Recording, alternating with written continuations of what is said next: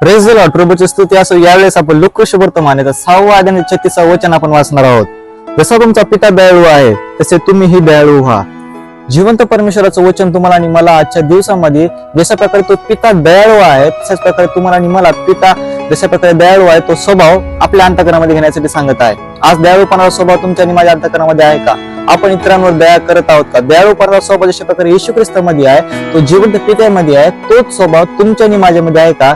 याच्याकडे विशेष लक्ष देणं फार गरजेचं आहे. कारण पवित्र शास्त्राची ही जी आज्ञा आहे, जशा प्रकारे पिता दयाळू आहे तसे तुम्हीही दयाळू व्हा.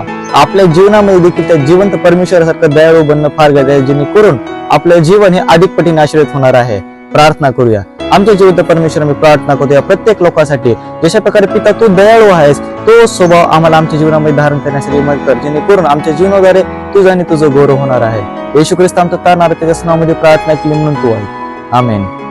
देव बाप करो तुम्हा सर्वांना वचनाद्वारे आशीर्वादाचा करो. आमेन.